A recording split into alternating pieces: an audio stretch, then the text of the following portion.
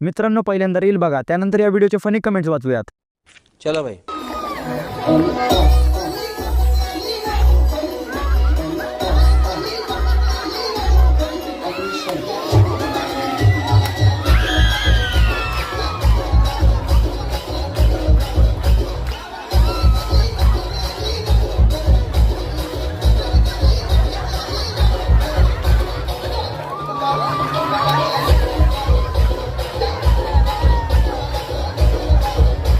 चलिए शुरू करते हैं.